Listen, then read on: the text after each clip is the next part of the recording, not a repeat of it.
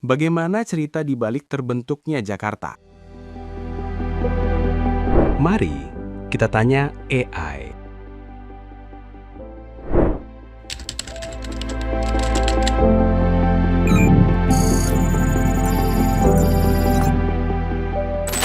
Tepat nggak ya jawaban AI? Kita verifikasi ke tim riset historia.id. Poin 1, tidak tepat. Karena Jakarta pertama kali disebut itu dalam prasasti Tugu yang ditemukan di Kelurahan Tugu, Jakarta Utara. Prasasti ini tercatat pertama kali dalam laporan Batavia Genoskap tahun 1879. Prasasti ini bercerita mengenai Kerajaan Tarumanegara dan juga Raja Purnawarman. Menurut Agus Munandar, Guru Besar Arkeologi Universitas Indonesia, Kerajaan Tarumanegara itu memiliki wilayah kekuasaan mencakup Pandeglang, Bogor Selatan, Tangerang, hingga ke Jakarta Utara. Tapi saat itu, Jakarta masih berupa pelabuhan yang kita kenal sebagai Sunda Kelapa. Berarti nomor 1, tidak tepat. Poin 2 juga masih kurang tepat. Karena kalau udah bahas Tarumanegara, AI langsung ngejelasin ke penyerangan Fathahila. Padahal sebelum penyerangan Fathahila, wilayah Sunda Kelapa itu di bawah kekuasaan Kerajaan Sunda. Sejak ada di bawah Kerajaan Sunda, wilayah ini sangat berkembang dari sisi perdagangan. Banyak bangsa asing yang akhirnya berdatangan ke Sunda Kelapa, seperti Tiongkok, India, Arab, dan juga Portugis.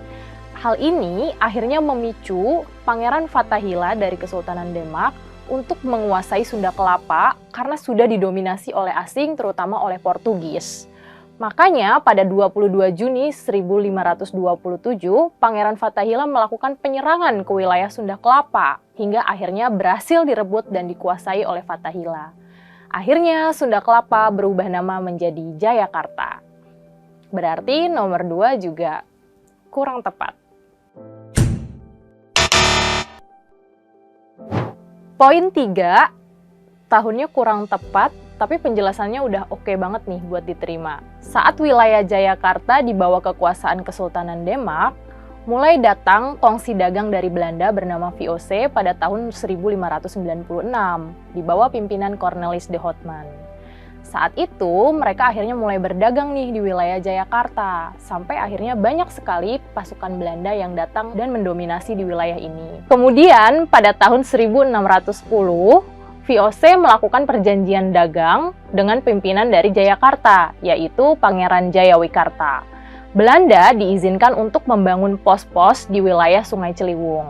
Setelah dibangun pos-pos dagang di wilayah Sungai Ciliwung, pada tanggal 4 Maret 1621, akhirnya kongsi dagang Belanda membangun sebuah benteng yang dinamakan Batavia. Benteng ini juga diresmikan oleh Gubernur Jenderal Jan Pieter Jonkon. Berarti nomor 3 masih kurang tepat ya. Poin 4 lagi-lagi masih kurang tepat. Meskipun saat itu wilayah Batavia menjadi pusat perdagangan yang sangat terkenal, bahkan menjadi pusat pemerintahan Hindia Belanda, tapi ternyata di abad ini Batavia juga mengalami dampak buruk dan juga keadaan yang sangat buruk. Di antaranya, mulai banyak sekali wabah penyakit seperti penyakit kusta dan juga perdagangan budak. Menurut Alwi Shahab, dalam Betawi Tempo dulu, perdagangan budak di wilayah Batavia itu sudah terjadi saat Kun menaklukkan Jayakarta. Sejak saat itu, banyak sekali para budak yang diambil dari luar Jakarta, seperti Bugis, Bima, Makassar, dan sebagainya, mereka dipekerjakan dan dieksploitasi tenaganya. Bahkan, selain budak laki-laki, juga ada budak perempuan yang dipekerjakan untuk memuaskan nafsu laki-laki para kolonial. Wow, kejam banget kan? Berarti nomor 4 masih kurang tepat.